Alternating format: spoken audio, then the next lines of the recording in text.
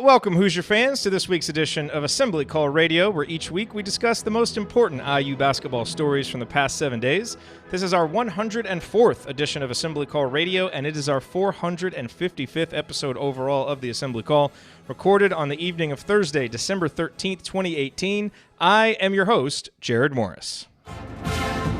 And let's begin this edition of the Assembly Call how we begin every edition of the Assembly Call, and that is with our Hoosier Proud banner moment. And Indiana is the national champion. When it comes down, Indiana will be champion. Smart takes the shot. The Hoosiers have won the national championship.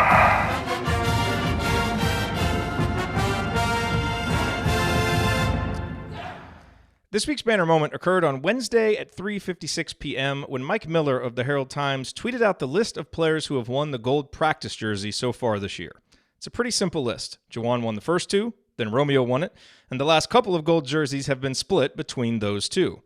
There's only one outlier, sandwiched there in the middle, Jerome Hunter. Hunter, you'll recall, won the season's fourth gold jersey and then was promptly announced as being out indefinitely with an ominously described lower leg condition. He has since undergone surgery and remains out indefinitely, with no one that I know holding out much hope that he will play this season.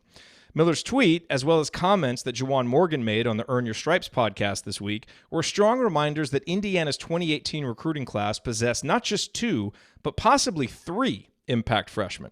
Morgan said of Hunter on the podcast, quote, "We really miss him," unquote, and recounted how Hunter was the only recruit who has come in during his recruiting trip and participated in open gyms with the team that Morgan had to go all out to defend.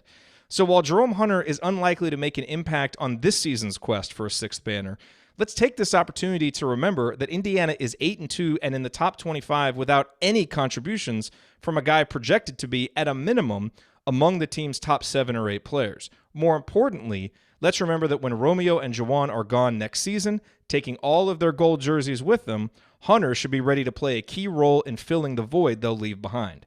It's a shame Jerome wasn't able to be part of Indiana's exciting present, but he's a massively important piece of Indiana's bright future. All right, now let me introduce my esteemed co-host for this week's show. To my left, he is the Bill Musselman of Girls Youth Sports Coaching in Cincinnati. He's the president emeritus of the Robert Johnson Fan Club, and he is one of the world's most fun-loving bracketologists. Well, it's been a fun week, Jared. Let me tell you, this is fun. This kind of game is fun. This was fun. All right, well, this was fun. He is Andy Bottoms. Andy, what is your Bottoms line from the last week in IU basketball?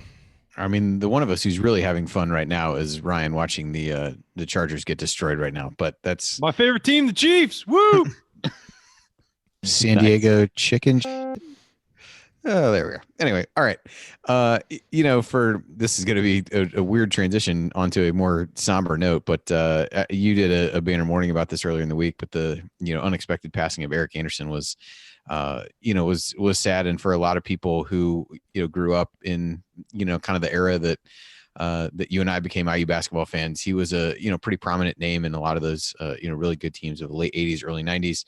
I thought Chris Williams of IU Artifacts wrote a post on the site this week that did a good job of, kind of encapsulating some of his thoughts about him as one of the first players that he really, remembers looking up to and kind of idolizing in that way. And I certainly remember watching him play, and his career evolved over his course of time, where he was a more prominent part of the offense early in his career, but still was able to, step out and make jump shots, was able to score in the post.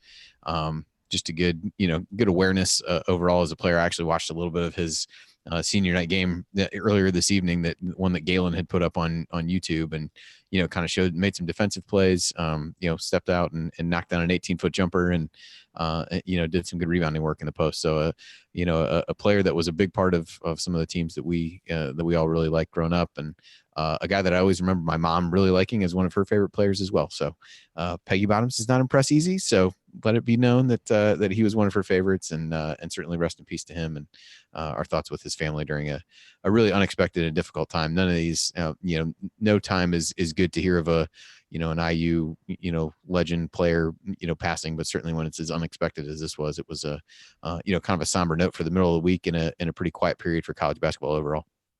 Absolutely. Rest in peace.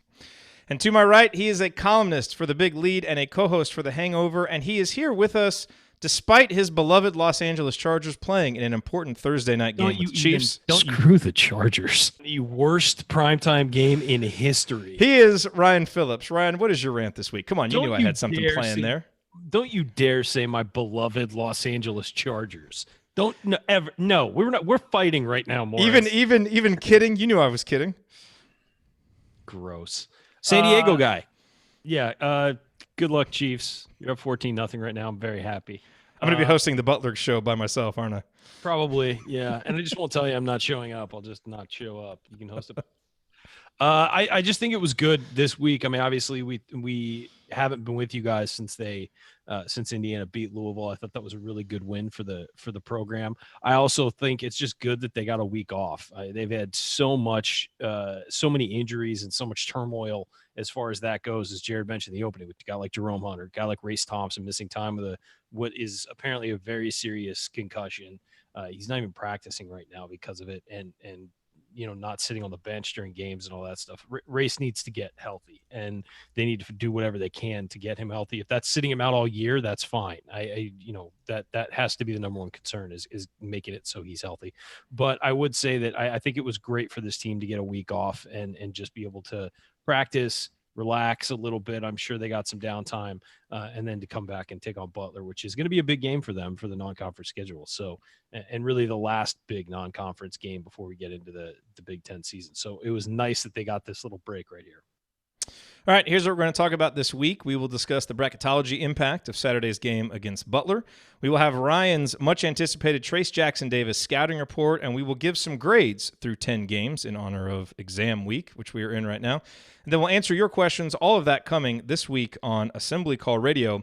But first, let's talk about mattresses, because the presenting sponsor of Assembly Call Radio, Comfort Option, is literally all about mattresses. Comfort Option is based in Indianapolis, run by IU grads and fans, and they have over 65 years of experience in crafting top-quality mattresses. And if you live in or around Indianapolis or Bloomington, you can take advantage of their revolutionary mattress store-to-your-door service. Comfort Option will literally bring the mattress store to your home and custom design a mattress for you right there on the spot based on your preferences. You just have to schedule the appointment. And if you live outside Indy or Bloomington, you can go to comfortoption.com and order their highly reviewed Alpha mattress, which they produce in-house and ship directly to you anywhere in the U.S. with the same satisfaction guarantee that the in-home mattresses come with. So basically, you save a bunch of money by cutting out the middleman. I mean, those guys do suck, quite Yes, frankly. They do. And here's something else extra special, and pay close attention because the deadline is Friday, as in tomorrow from the time that we are recording this. Comfort Option is giving us 4 of their awesome season tickets to the upcoming Pacers-Hornets game on Sunday, January 20th to use for a contest. So if you want to see Victor and Cody play, all you have to do is order a mattress from Comfort Option between now and Friday, December 14th, and use the promo code ASSEMBLY when you check out, either online if you're ordering the Alpha or in person with the rep who brings the mattress store to your door. Not only will you get $50 off your purchase, but you'll be entered into the drawing for the tickets. And then on December 15th, we'll pick 2 winners, each of whom will get 2 tickets, and then we'll send them to you immediately so you can use them as Christmas gifts. So go to comfortoption.com, order your Alpha mattress, or schedule your in-home mattress store service, and then use the promo code ASSEMBLY to get $50 off your purchase and be entered into the drawing for the Pacers-Hornets tickets. Thank you. Okay, so let's talk real quick here, fellas, and Andy, we'll kick this over to you to begin. Big game this weekend against Butler. Obviously, the Crossroads Classic, always a big game. But it seems like it's especially important from a bracketology perspective for Indiana. The Hoosiers, already have some nice wins, 4 top 50 KenPom wins, as we've talked about. They do not have a win away from home in non-conference play yet. So how important is it, Andy, that Indiana get this win on Saturday if we start projecting forward for NCAA tournament purposes? You're muted. You're still muted. All right. Sorry. Anyway, I was feverishly researching the latest net ratings, so just allowed myself to get immersed in those and lost. You don't have to lie to them, Andy. So I think with the Louisville and Marquette games under their belt, I won't say it minimizes the importance, but it certainly lessens it a little bit. That was one of the things we talked about coming into this 4-game stretch that they're currently sitting at 3-0 in. But it is always good to be able to prove to the committee that you can win away from home in the non-conference, because I think if we've seen anything from the the Big Ten thus far. I think conference road wins are going to be tough to come by as it is. And I think where Butler, I think they're around 40th, I want to say, in the net right now, which would, neutral court games 1 through 50 end up being a quad 1 win. So I find it pretty unlikely that they would, drop out of that. So, it'd give you, at least at this point, 3 quad 1 wins in the non-conference, which is pretty good. Obviously, these numbers are pretty fluid and can change. But I think to be able to prove that you can win away from home, I do think the performance at Arkansas will help. They did play well away. Well, I don't know if we would all look back on that game and say they played well, but they played, a close game against a, Power 5 team on the road. So I think that's, still important, even though they lost that game. But it would certainly help because the last 2 non-conference games aren't really going to do anything. They'll probably fit in the that quad 4 group with the UT Arlington, UC Davis, Montana State, Chicago State games, and so really last chance to get a marquee win for the better part of really 3 weeks, I guess, if you think about it, by the time that game gets over, and then those 2 games, the long layoff, and then you get back into Big Ten play. Ryan, how do you look at the impact of this Butler game, just kind of on a more general basis? I think it's just another opportunity for this team to grow and prove itself. And whether that, you get a big RP, or what is it, net rating benefit from this, or it impresses the committee. I don't think that's as important as this team just having an opportunity to get better and go against another team in the state, prove its supremacy, try and establish that this is a program on the rise and this is a program that's going to take out the competition around it. And I think that's the message that has to be sent. I think it's less important for the committee and all that stuff. That stuff I feel like will work itself out, especially now that they've got the Louisville win, they've got the Marquette win, they've got, they've won 2 conference games already before January. There's just some momentum there that I think that they're going to be fine when it comes to the tournament. Yeah, when you get down to the nitty gritty, and I know that's Andy's thing. He's a bracketologist, and that's super important for him. But as a, from a non-bracketology perspective, I think that the importance here is to validate the Louisville win, to say like, yeah, we won close at Louisville, and we were at home. Let's go do it at a neutral site, and let's go beat a team that's in our backyard and prove that, that was a real win against Louisville and a solid win. And let's go take Butler out now too. And I think that's the most important part for me, is to see them kind of lay claim to the territory. And then when they get Purdue later, they'll do it again too, and just kind of show, hey, we are the marquee program in Indiana. We're the best team in Indiana. Let's take these guys out. Yeah.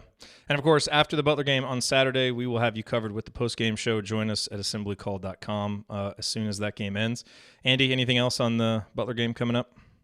I think it'll be interesting. One of the things that you do, like it or not, you kind of get yourself into the position where you're rooting for the teams that you played in the non-conference. I think the Marquette win has looked better as they've beaten, Kansas State and Wisconsin.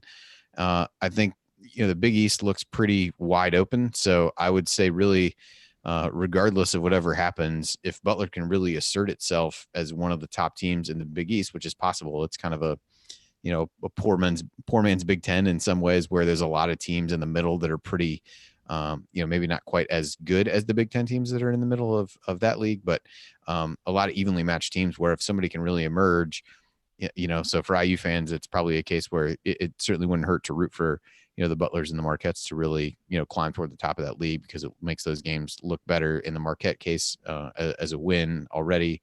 And in the Butler case, depending upon what happens. So just something else to watch, another, piece of that, and something that as IU looks to get back to the NCAA tournament, something that we can pay a little bit more attention to maybe this year than we did last. Yep.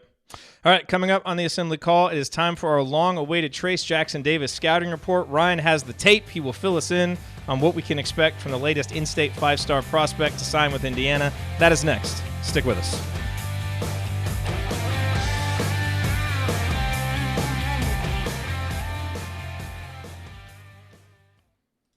All right, and welcome to everybody who is watching live. Awesome to see so many of you here. Joel and Chad and Brian and Jamie and Josh and Ben. So awesome to see you guys here. I know there was some talk about Jerome Hunter. I wouldn't anticipate the university saying, they typically don't say anything more than they absolutely have to when it comes to injuries, so I wouldn't take them not saying that he's expected to make a full recovery as any kind of indication really of anything, because they pretty much don't give any more information than they absolutely have to. So I wouldn't read into that, but I haven't been given any indication from anybody that might know a little bit that it's supposed to be career threatening. Obviously it's a little worrisome, because it's kind of a condition, and I suppose it could conceivably crop back up again, but without knowing the exact nature of it, it's hard to say. Yeah, it's not even worth speculating because we don't know what the injury is. Exactly. So the most I know is that it seems like he's expected to be fine moving forward after this season, but I don't get much of an indication that he'll play this year. And with Trayce Thompson, apparently his sister had a concussion issue too. And so they're just taking it very easy, and he's not practicing. He's not with the team on the bench. He just lifted weights for the first time and did like some light cardio recently.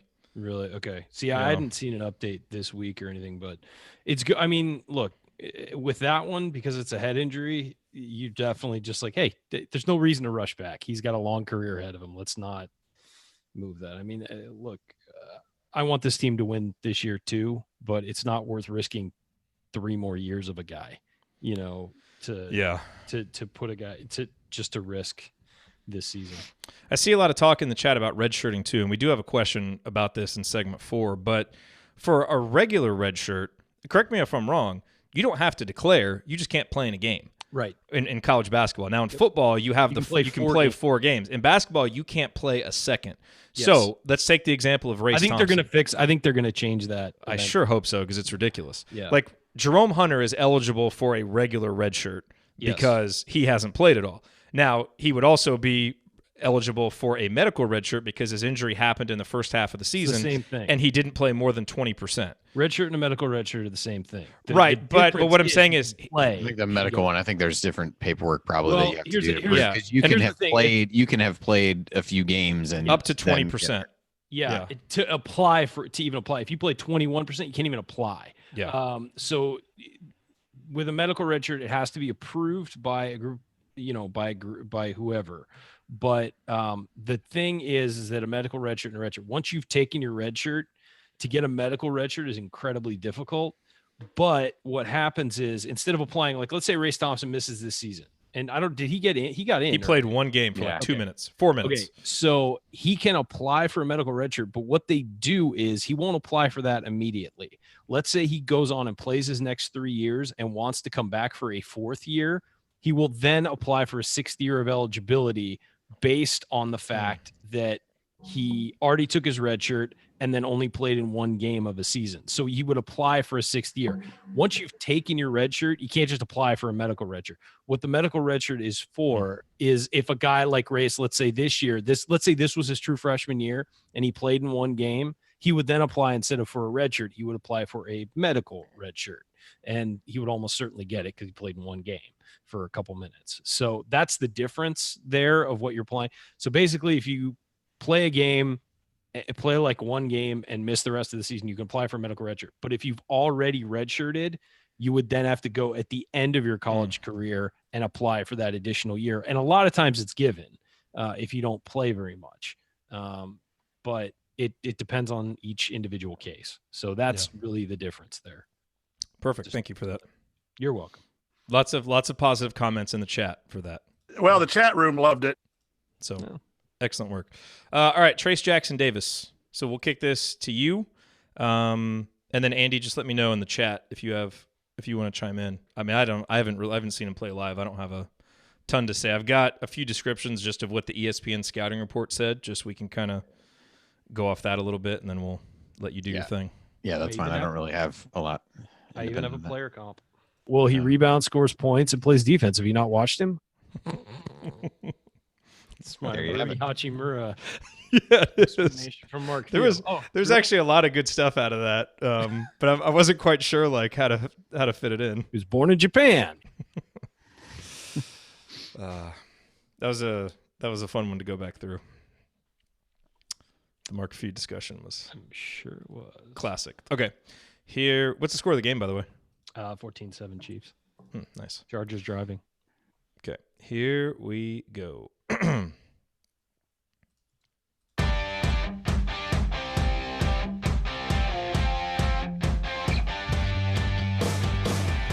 Welcome back to the Assembly Call. You can find all of our content at our website, assemblycall.com. And if you ever want to participate in our unedited live broadcasts, Chat mobbers, or watch those replays, then check out our YouTube channel. You'll be privy to all of the between segment banner that might not make it into the radio show or podcast edit, like when Andy explained this really odd idea for our Assembly Call Christmas gifts this year. Let's talk about where we can get those Tom Crean, George versus all y'all shirts. Join us live at assemblycall.com and youtube.com/assemblycall. I'm Jared Morris, here with Andy Bottoms and Ryan Phillips. And Ryan, it is that time. We had a big commitment, and every time we have a big commitment, we go to you for the scouting report to kind of find out what this player is all about. Trayce Jackson-Davis, a guy that Archie Miller and his staff have prioritized heavily. I mean, after Romeo Langford, he's probably the guy that they have prioritized the most. He and Keon Brooks, another 5-star in-state player. So let's talk about Trayce, a guy who has really risen up the charts since his sophomore year. What is Indiana getting in Trayce Jackson-Davis? What's kind of your before we dig into the nitty-gritty, just kind of your overview of what you expect from him? Well, I think that he's a guy who, it's interesting because he's just a center right now. He's listed as a center, probably play more of that power forward thing, but he's not like a stretch 4. He's a guy who can play with the ball in his hands, but he's not a shooter yet. And if he wants, he's at 6'8.5", 232 is what he's listed at. And at that size, he's really going to, if he wants to go to the next level, he's really going to have to develop, an outside shot, an outside game. I think he handles the ball really well already, and I think he's a pretty darn good passer already, but he's going to have to really take that jump shot to the next level. He's a lefty, which it's often hard for lefties to develop jumpers for some reason. I don't know why, but it's just a thing. You don't have a ton of great shooting left-handed players for some reason. I don't know why. And also their shots look weird. So, Al Durham takes offense to this. So does Brian Evans. And Al has done a very nice job working on his jumper. But what I love about Trayce Jackson-Davis, and obviously his dad is Dale Davis, his biological father is Dale Davis, the former Indiana Pacer. But despite like his lineage, he was on the B team in middle school. He was not a starter, and he was not on the top team. This is a kid who had to work to get really good. He had a growth spurt as a freshman and really began to work really hard and develop himself, but he still didn't have any scholarship offers. And for a guy who was ranked 16th nationally on the 24/7 composite to not have a single scholarship offer as a freshman in high school, that's insane with as much basketball as these guys play. So that really is impressive that he has developed himself individually into this really good player. What I see on film when I watch him is he's mostly a post player who has moved out gradually as he's gotten older. And so he's really trying to become one of those modern forwards who can kind of, who is a back to the basket guy. Now he's starting to become more of a face up guy. Now he's a guy who can handle the ball at the top of the key. He's also really a lot stronger. If you watch film from his junior year and his senior year, he is really bulked up. He's got really broad shoulders. He's really started to clearly dedicate himself in the weight room to getting better and stronger. And he's also, as a result of that, is finishing through contact a lot better than he did last year. Last year, a lot of times he'd go up, get contact, and just kind of fall away. Now he's going up and finishing through it. He has good touch around the rim, but his thing is he loves to dunk. This guy will dunk on anybody. He's not a super athlete, guy where he's just a pure athlete and doesn't know how to do things. He's a good athlete, but he is really, really skilled, and that's what's impressive so far from what I've seen. Good rebounder, but needs to be more aggressive when going up. I think being 6'9" and playing at Center Grove, he just can let rebounds kind of fall to him, and that's not going to happen in the Big Ten, so he needs to be more aggressive with that. Really nice release on his shot. He's actually a really good free throw shooter, which I know it will make a lot of Indiana fans happy.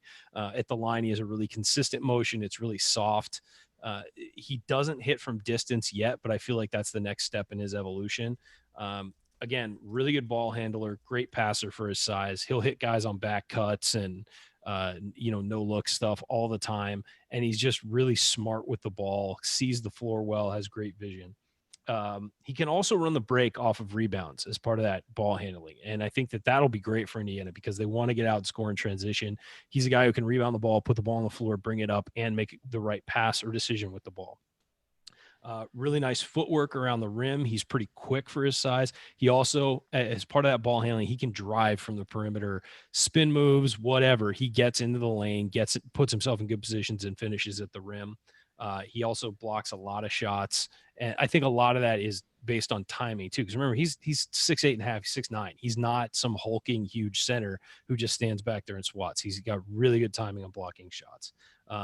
So yeah, I really just like his all-around game. I think for his size and the position he plays, he moves very well for his age. And I think that, again, the only piece missing offensively for him is that jump shot. And hopefully that's what he spends, the next couple months working on before he gets on campus. Also, clearly a guy who's dedicated to the weight room. I think he's really going to take it to the next level when he gets on IU's campus and gets in the weight program. Can I tell you who I started thinking about as you were describing him a little bit? It sounded to me a little bit like a slightly taller, not quite as good shooting Juwan Morgan a little bit. There's some of that in his game, sure. And I never really thought that watching him play, but some of the way that you described him, those are some of Juwan's skills and some of the things he had to get better at when he got there. He's a little more well-rounded offensively than Juwan was as far as his ball handling and things like that. And the guy that I compared him to, and I know you guys know I hate player comps, but just watching him, this kind of jumped off the screen, was DJ White as a high schooler. And DJ wasn't as good a ball handler. He was also a little bigger and a little more brutish in the post, but it's the ability to step out on the perimeter, the ability to face up, the ability to pass, and then his size too. He's got that really long body but he's also big. It's not a guy who is either super skinny or super bulky. He's kind of has it all. And but the way he moves and stuff reminds me a lot of DJ White when he entered IU as a freshman. And if you look at their ratings as players and sort of their size and all that stuff, the comparisons are already there. Interesting. Yeah. So because I remember I was at IU when DJ came on campus, and I remember just thinking about his game and seeing him play and stuff, and it's very similar. There were a few people in the chat also who mentioned Jared Jeffries as a possible comp. Now, what's interesting is when Jeffries came in as a recruit, he was billed more as kind of an inside-outside guy, but his shot didn't really materialize in college like it was expected to, and he became much more of a guy who operated out of the post, was a great passer, terrific rebounder. I mean, he was an excellent player, probably underrated for how much he did. Yes. But that I hear some of that too in the way that you're describing him. Yeah, maybe it's stronger than Jared. There is some crossover there. I would say that Jeffries was always more of a string bean, though. I mean, he got pushed off the block a lot. I mean, he was great on the post because of his length, not because of his base or his size. And Trayce has him beat there. I think Trayce he's already a really strong player. And I think, again, it's going to get even better when he starts working with Cliff Marshall this offseason and gets into that program. And so Jeffries was just such a smart player too. Yeah. And there is some crossover there. Sure. Again, this is why I hate player comps, because it's never 1-to-1, there are similar aspects of their games. So, yeah, but I mean, from what I can see, it's a great get for Indiana. He's just a very well-rounded guy, and they throw on the fact that he's in their backyard. It makes it even better. Jeffries did shoot 38% from three his sophomore year. That was better than I remembered.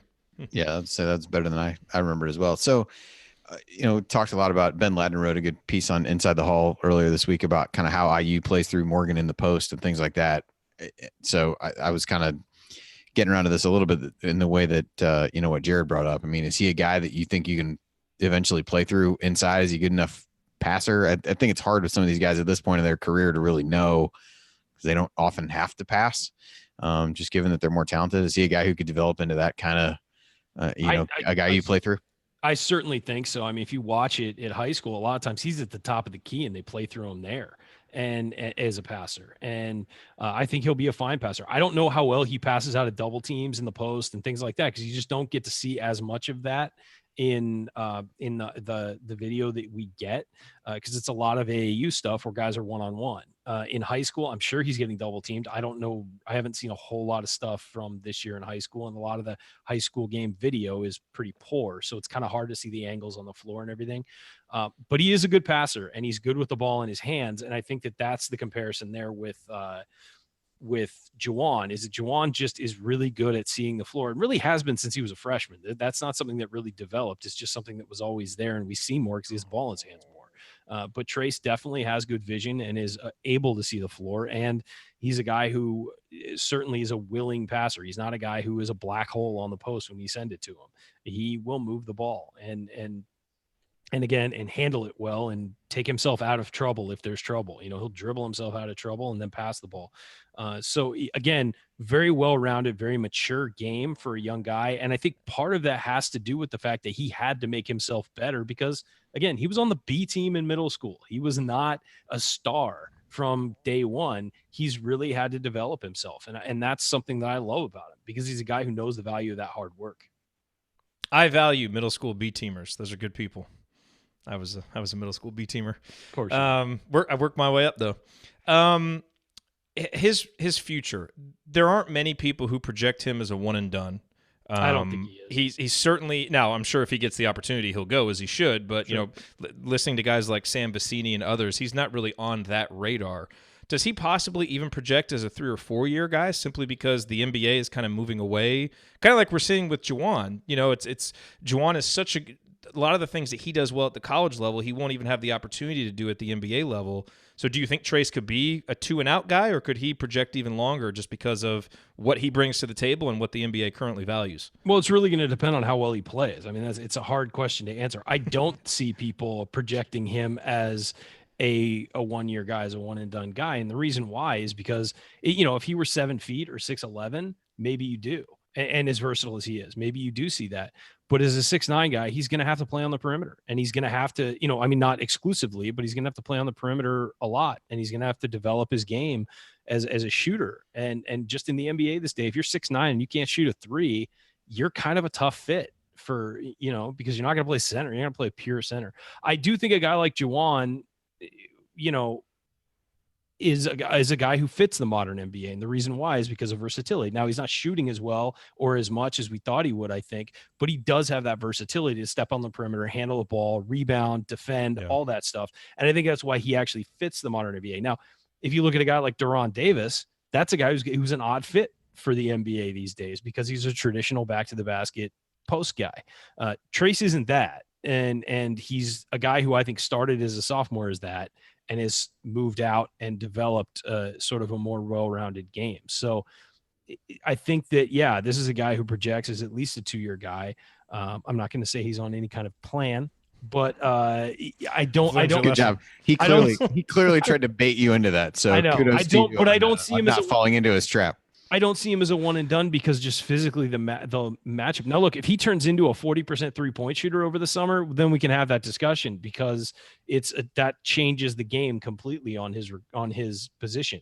But if he is this guy, maybe a little better, slightly better next year, I think NBA teams would tell him, hey, go back and work on your long range game because you need to be able to do that at the next level.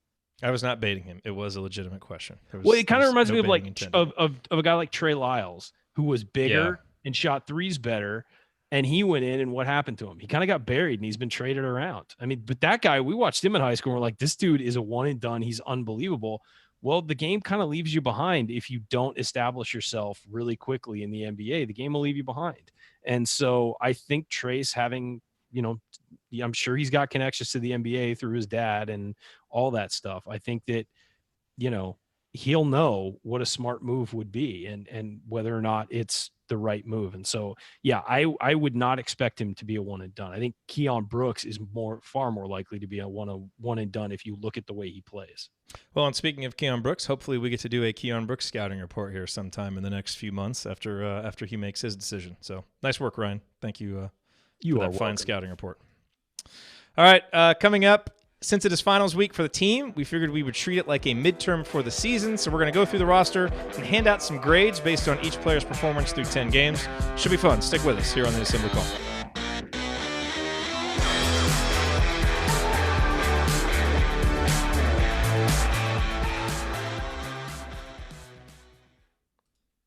All right.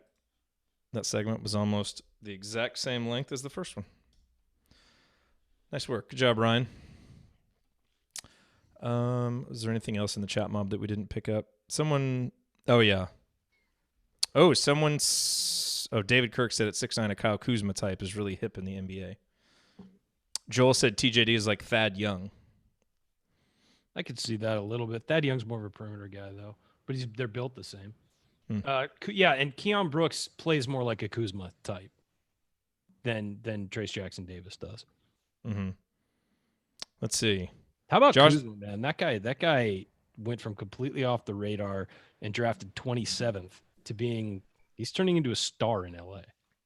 By the way, so I want to clear something up here in the chat mob. I'm getting lots of credit for baiting you into the player comp. I can't really take credit for that because you said that you had a player comp. I did. So actually, I wasn't. Yeah. I actually wasn't trying to bait there. So I can't take credit. I appreciate all the kind words.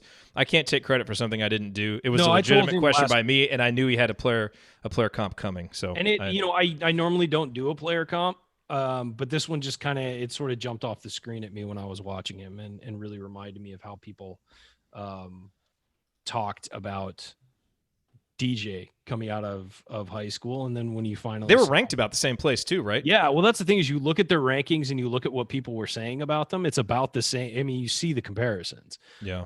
But also, I got to watch DJ a little as a freshman, and in off of the court and watch him, in like practices and runs and things like that. And when they would just thought you meant like Kilroy's or something. No. Thanks for clarifying. No, that was more Marco Killingsworth at those outings. But DJ, I saw him, I'd see him at the rec center playing. I'd see him at different places, and just you kind of sort of picked up. Sometimes he would just be doing a workout with somebody, and you'd see him, and he just kind of like got the same feeling as with Trayce. And look, if Trayce turns into DJ White, DJ White's one of the top 35, 40 players in IU history, maybe higher. I mean, clearly. And so I think like for Keon, I don't know if I have a player comp, because he's like a lot of guys. It's hard to pick one. So, but Trayce, I think it's the one that really jumped out to me is a left-handed DJ White. Yep. All right. So let's just plan out this segment real quick here. So again, we'll just go down the list. Let's try and keep it kind of short, like 30 seconds. And if the other two people agree, then let's just move on. Like we don't need to. But if there's any type of debate, then we can go back and forth on it a little bit. Hang on, I'm looking through. Let me fast forward. And I want to open up because I put Jawan and Archie out in the community, and I wanted to see what people said, so we can. Oh, I think it's worth noting. I'll note this for the chat mob. One thing I kind of glazed over that now that I'm looking at the ESPN scouting report is, his right hand. He needs to develop his right hand. There are times where he'll spin to his left shoulder and try and finish with his left hand, which is weird. He'll spin his left shoulder and then he'll move the ball around and try and do that instead of just finishing with his right hand. He needs to finish with his right hand. That's the one big issue I had watching film. I marked it down somewhere, but I skipped over it. All right. Nobody's perfect. Okay. I mean, I usually am, but oh God, there we are. There it was. It was. See there, I baited him into that. You did. And you definitely tried to bait him into the 2-year plan too. I didn't. I really didn't. I was waiting for you to play the drop just to even. That's how you know if I'm baiting, because then there's going to be a drop ready. But I wasn't. Carefully orchestrated. It's all. Sometimes there's a real long con going, and it's just waiting so that I can put the drop in at the end. All right. Good job shoehorning in the Tom Crean thing, though. You said you didn't know how to do that, and you figured out a way within the last week. So good work. See, that's why I set up that segment there at the beginning of segment 3, because any little drop that I want to work in, I can just put it in there randomly without a lot of context, and it always works.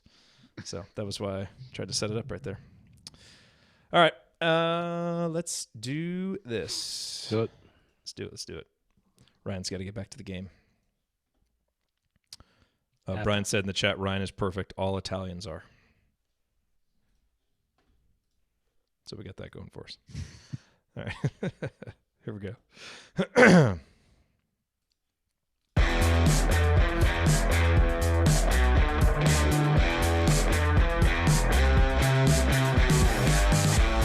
Welcome back to the Assembly Call. I am Jared Morris here with Andy Bottoms and Brian Phillips. Remember that if you are a serious IU Hoops fan, you need to be subscribed to our free IU basketball email newsletter, especially now that the season has started, is well underway, and we're sending out our in-depth post-game analysis emails the morning after every game. There's a high-level operation going on out there. And joining is easy. Just text IU to 66866 or go to assemblycall.com. That's IU to 66866 or go to assemblycall.com. Make no excuses. Can we get some basketball, please? All right, let's get back to talking basketball, gentlemen. So it is final exam week for the team. I thought it would be fun to do some midterm grades. We're about a fourth of the way. If you're really thinking about good things in March and April, we're about a fourth of the way through the season right now.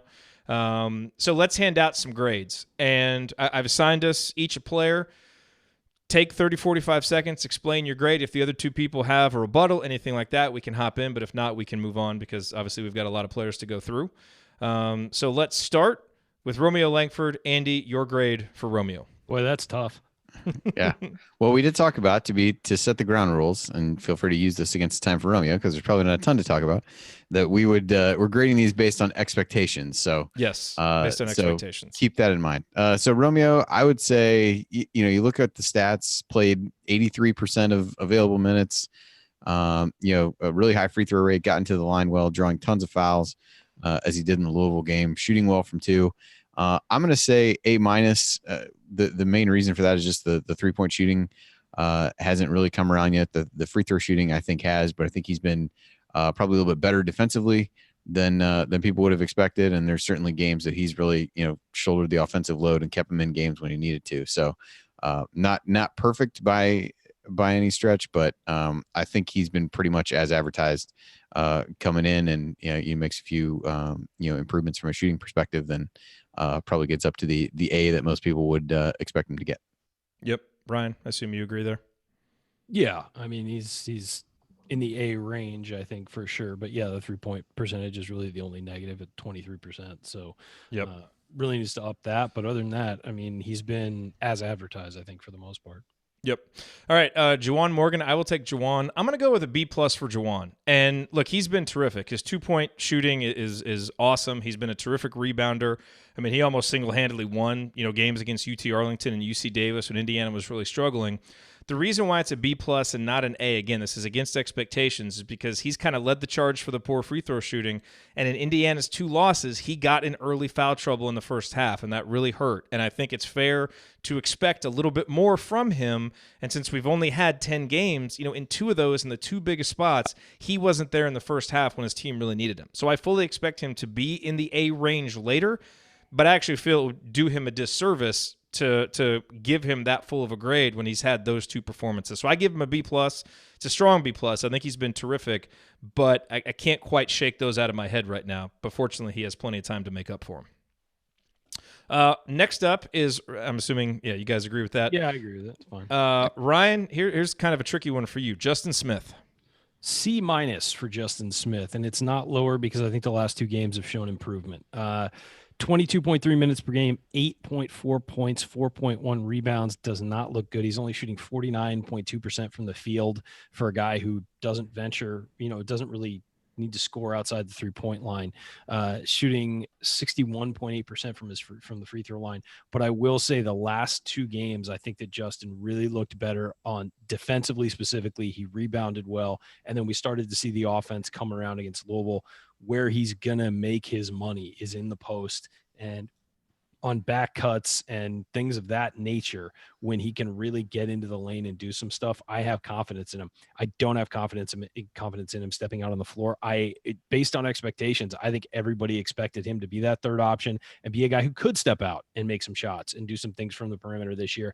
That's not there right now. And so we need to sort of dial back those expectations a little bit, but we have seen improvement from him. I think if you were asking me this 2 weeks ago, it'd be much harsher, but I'm giving him a C- right now with an arrow pointed upward, because I think that as he starts to find his role with these guys, I think that it will improve.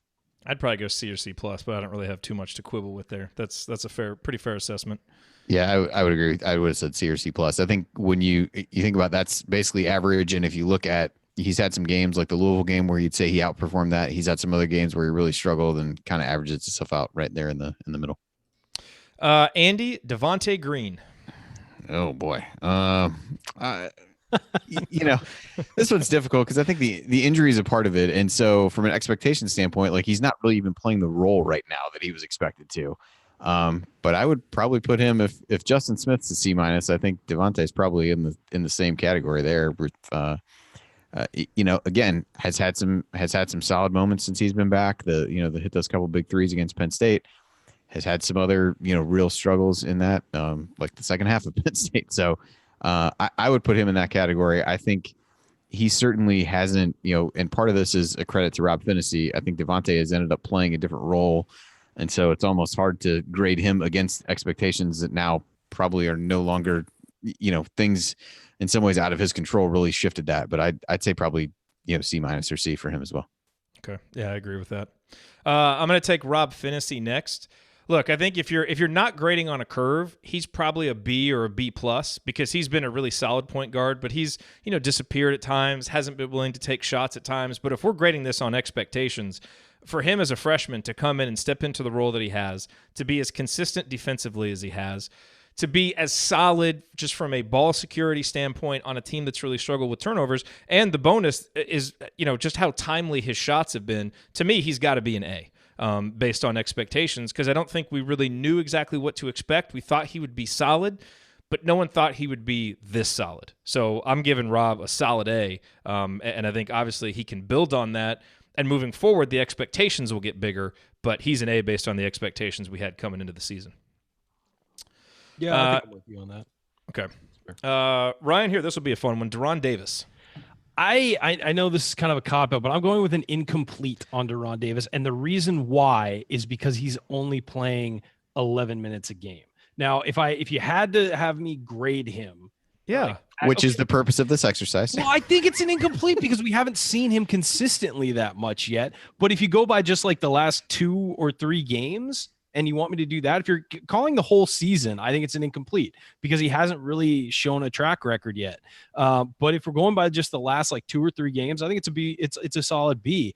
The problem is he's only playing 12 minutes a game, and that's against I didn't expect him to even be back this year. So the fact that he's playing 12 minutes a game is great. But if you're expecting getting the full Deron Davis experience, you're really not. Well, see, that's why I would give him a B or a B plus because I wasn't even expecting much from him, and he's been a key player in some really important spots in some key games. He has been, but the problem is then he missed a game because of he hurt his leg again, and doctor's excused absence. So he absolutely. So, but that's my thing is it's been so up and down, it's been so disjointed and uneven until the last like 3 games, and so. I am impressed with what he's done this year in the limited time, but at the same time, he's shooting 66.7% from the field. That's fantastic. But I also think that we're not really there where we can fully judge what we're getting from him yet. I think in another month, maybe we will be. So it's hard for me to judge him solidly based on what we've seen so far, just because we haven't seen a lot. But I would say, yeah, if you are putting a gun to my head and saying you have to give him a grade, I'd go a solid B plus. Okay. I think we're all in agreement there, other than taking the cop out of an incomplete. Well, I just think we're not there yet. Dang it. We're not. Ryan, let the record show that Jared did pick a push for multiple Big Ten when we did Big Ten over-unders. So, I can give you a hard time about it. I'm just not sure that he can. Dang it, this segment was my idea too. Okay, Andy, Al Durham.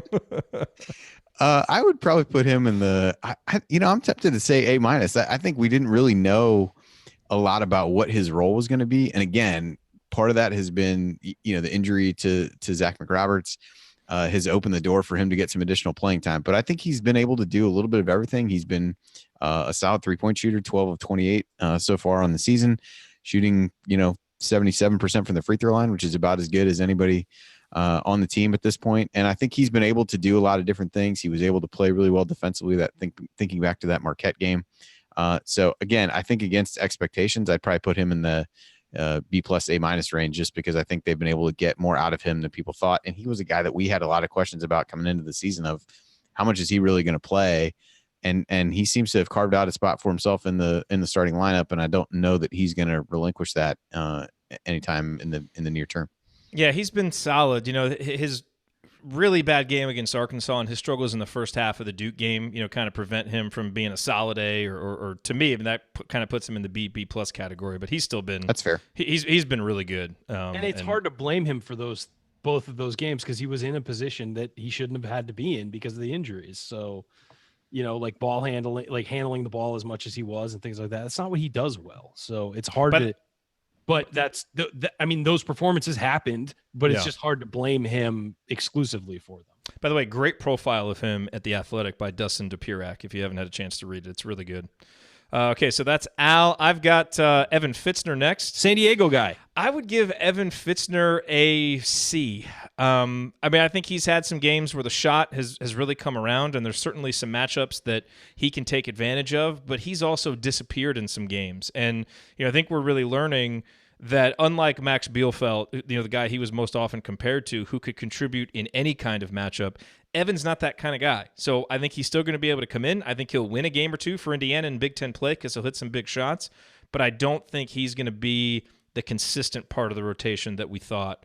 And so I give him a C because he's been about average based on, I think, what the expectations were coming in. Yeah, I think that's fair. I mean, he's hit 45% of his three-point shots, but those have been fewer and further between over the last couple of games. So if he comes in and he's not hitting threes for you, what else is he adding? Is he adding? He's really got to hit his shot.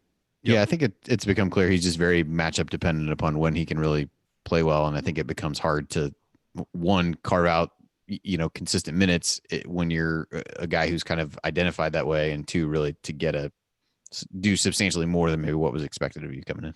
Yeah, see, I'm seeing some D's in the chat. I can't give him a D because he was brought in for shooting, and he's given us some shooting. He's given us that, but it's just, the inconsistencies and some of the other issues that have come up. Ryan, Zach McRoberts. Who is another guy you could. Now, here, if you want to go incomplete. You could, but I'm not going to. I'm going to give Zach a C. And the reason why is because I think he's played great defense, which we expected. I think he's been solid. Okay defense. Yeah. Yeah, solid. Not, he's not an all Big Ten defensive player. He's just not up to his own standard. Yeah. But I will say the negative part, and so solid defense would be like a B to me, but the negative part has been he's played 95 minutes. He's only played 6 games, but he's played 95 minutes. He shot the ball 5 times. We were told all offseason he was going to let it go this year when he was open. He's 3 of 4 from 3, shooting 75%. But he's only shot 4 times. Like, Zach, you got to let it go, buddy. I get it. You're a ball mover. And you're a guy who gets people involved, and you move the ball around the perimeter and all that stuff, and you do all the right things, blah, blah, blah, blah, blah. But when you're open, you got to shoot it. You got to shoot it. And he still hasn't broken that streak. But he's been solid. So I give him a C. I think that he is reliable defensively for the most part, unless he's just completely out. He's beyond himself with athleticism when he's facing somebody. But he's a guy who needs to open up and shoot more, especially if a guy like Fitzner isn't going to be coming in and lighting it up off the bench.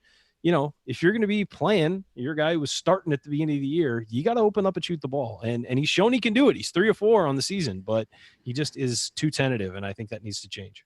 His effective field goal percentage is 110%. So that's pretty good. What do you want for him? Jeez. All right, let's hit these next 2 quickly. Andy, Demizi Anderson for you. I'm gonna say a C. I feel like we're giving that a lot, but for me, expectations were he wasn't going to play very much. He's ended up having to really log much bigger minutes than anybody thought. But I think you've seen from him kind of what you would have expected: a guy who can shoot, not afraid to shoot, but really struggles by his own admission on the defensive end, and really just kind of getting into the flow of what's going on from a college perspective. So I'd say C, but you could almost argue even higher than that, just because I don't think anybody, including him, probably expected him to play the minutes that he's played thus far. Yeah, I'm going to go C, maybe C plus for Clifton Moore, simply because he's kind of been what we expected, hasn't really earned time on the court. Did have a few flashes against Penn State, but still also showed us a lot of the reasons why he hasn't gotten on the court. So if you want to be really charitable with those 7 minutes and give him the C plus, I'm fine with that, but I would probably go C or C minus simply because he hasn't been able to take that next step. All right, last one, Ryan, the coach, Archie Miller. What grade would you give him? I got him with an A-, and I think that if we had told you guys at the beginning of the year we were going to be 8-2 heading into the Butler game, everybody would have been thrilled with that. You knew you were going to lose at Duke, and then you look at the loss at Arkansas by 1 point in a game they should have won and kind of got screwed in. I'd take 8-2 anytime. You throw in the recruiting victories, getting Trayce Jackson-Davis, you throw in dealing with the injuries and everything they've dealt with. And I think that this has been a really good showing from Archie Miller this year. There are things to nitpick in rotations and maybe some timeout calls, whatever. This team is playing where it should be playing and playing better than that. And they've won some road games. They won the road game against Penn State. They won they only won that road game, but they played tight with Arkansas on the road. And they beat a team in Louisville who looks pretty good. So I've been impressed so far. They beat Marquette as well. That was a huge win early in the season. So I would say that an A- for Archie. There's room to improve, but you got to be encouraged with what's going on with this program. Andy, you down with that? Yep, I think that's fair. All righty. A-. I felt like we had an amazing conversation on all levels. And he gets some extra credit for, landing another 5-star, which is always nice. Always nice. All right, coming up in our final segment, we answer your questions, including how Butler has been able to stay so consistently good and what exactly the rules are for redshirting in college basketball. That's next. Stick with us.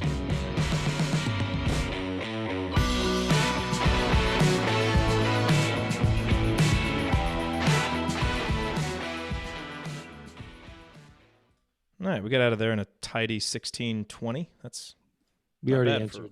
We already answered the redshirting question, I think. Well, we didn't on the podcast though. We did for the YouTube folks. No. So we Yeah, that wasn't.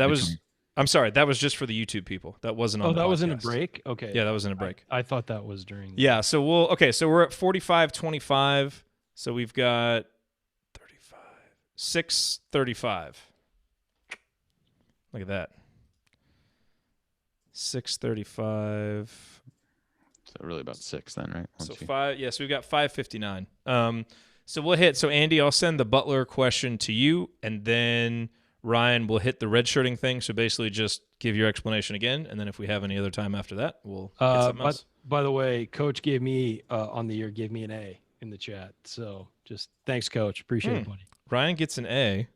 Why does Ryan? You're gonna have to defend that one. I would give him an incomplete. He was out of Maui for 3 weeks. I was tweeting along with the games. The dude says Ryan gets an A+ for his walking into the Bears' mouth line alone. I mean, I'm not here to waste your time. I give you gold. Sometimes you are just walking into a bear's mouth. Yeah. Still don't understand why that's so funny. Which I'm sure makes it funnier. All right. You ever seen the salmon? Yeah. You guys just don't watch nature videos or what? No, I do. Chad gives you a B for attendance. Yeah, it's a little more like it. Yeah, you know what? I'm working like 3 jobs here, Chad. All right. What about you guys? When you guys miss, it's fine because we have kids. Yes.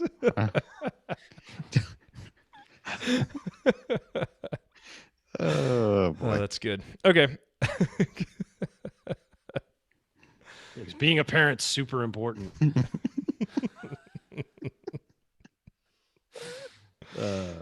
I love that our listeners know that that's not me being serious. I appreciate being involved, Dad. Why? It's a waste of time. Kid's gonna be fine. Yes. Yes. All right. Let's hop in and let's do this. All right. Honestly, I think the red shirt discussion, I know you teased it, but we should just try and do it quickly because that could take up forever. Yeah. No. Just give the quick explanation. I mean, because I think what people don't understand is the difference between college football because they've heard about college football. So let's just clear that up real quick. Yeah, it's not belabored. That's going to be up to you because I'll just kick it to you. All right, here we go.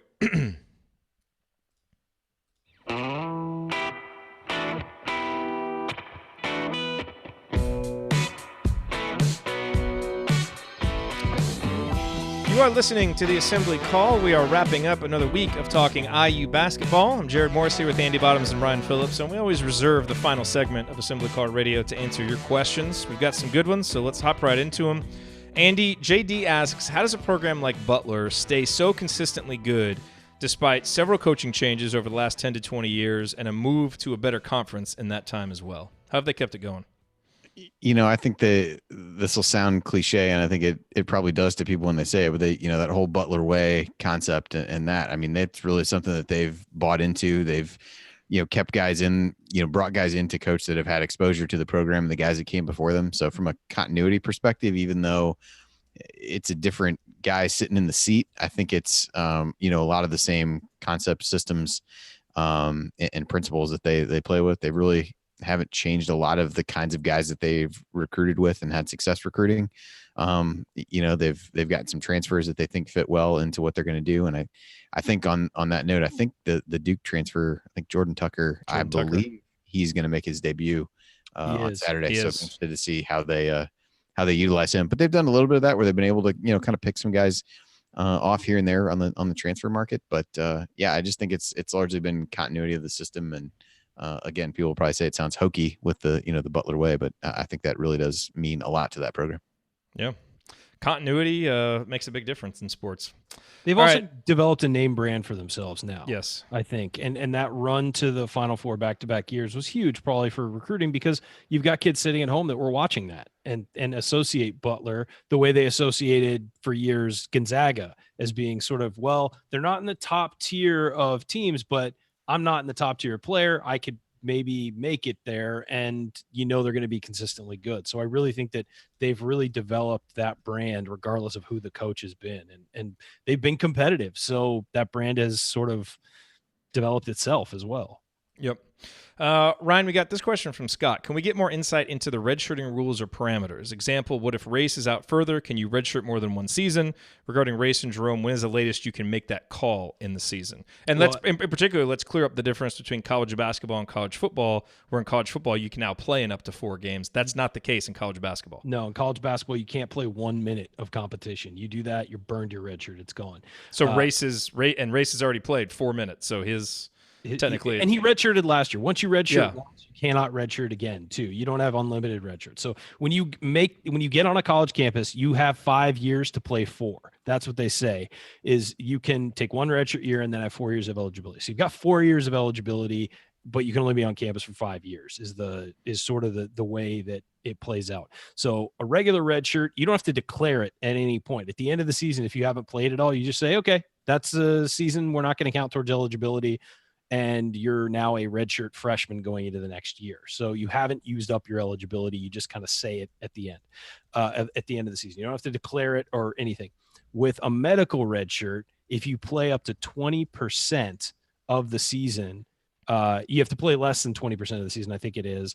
And then if you get injured and miss the rest of the season, you can apply for a medical redshirt. You don't automatically get it. You have to apply, and they have to determine whether or not you're eligible for it, basically. And a medical redshirt acts as a redshirt. It's the same as just not playing that year. So you do not lose a year of eligibility. Now, if you have already redshirted, a guy like Race would be an example of that. You cannot get a medical redshirt. What you can do, though, like let's say Race, who played 4 minutes this year, does not play again this year. At the end of his 4 years of eligibility, so when he's a senior, so this will count as a year of eligibility for Race no matter what. When he becomes a senior, after his senior year, he can apply to the NCAA for an extra year of eligibility because he only played 4 minutes this year. And again, it's not easy to get that, but they do occasionally give additional years of eligibility in certain circumstances. Now, the fact that he only played 4 minutes probably bodes well for him if he wants to do that and play a 6th year. But they're very rare to have a 6th year senior. So basically you get 1 red shirt, you can apply for another one at the end of your career, basically. And sometimes they do give those. All right. Let's one more question here, Andy. I'll send this to you. This is from Mark. It says, now that we're 30% through the season, it would seem that several things that we hoped would give us a higher ceiling are not happening. And his question is, has our ceiling been substantially lowered? For example, depth. We've had the injuries. The improved free throw shooting hasn't really happened. We haven't gotten the major leaps from Justin and Devontae, as Ryan mentioned earlier. Zach being an offensive threat hasn't really happened.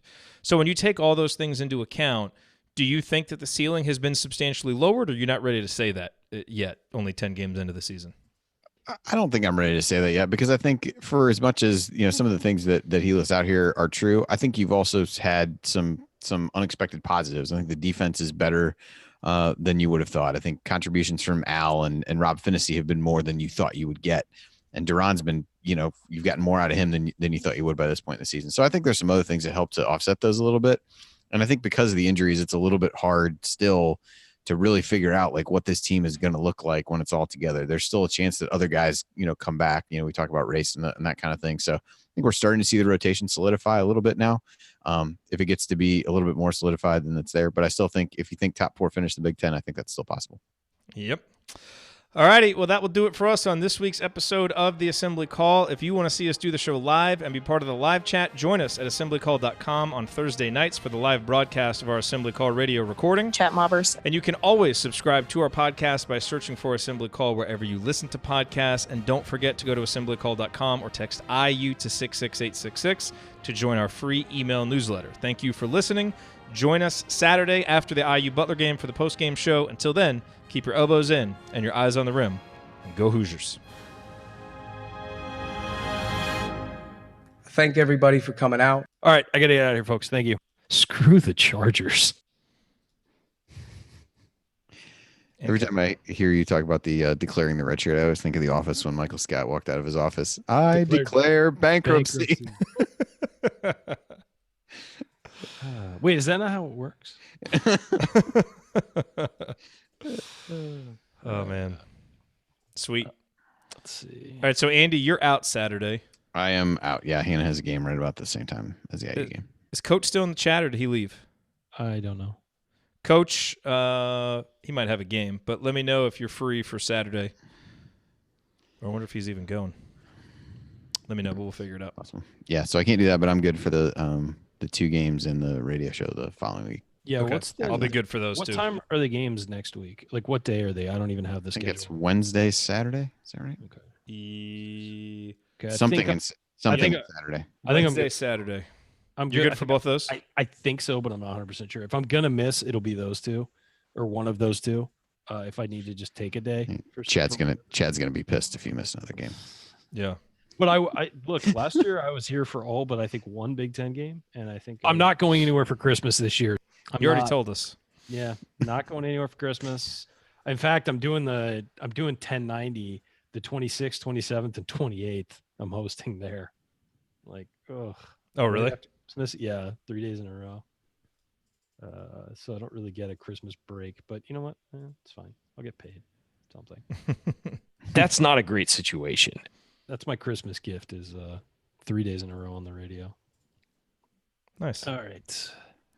Very nice. Right. What did Coach say? He's got a game. Okay. So maybe just you and I will do it, Randy or Ryan. Oh wow! I just merged your two names together. That's fine. Wow, it's like Brangelina.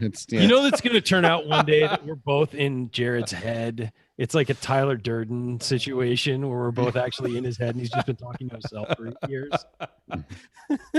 There's no. You actually have me a little scared now. Yeah, there's we no. We need a meetup. We need a meetup real soon. There's no chat. There's no chat mob. There's nothing.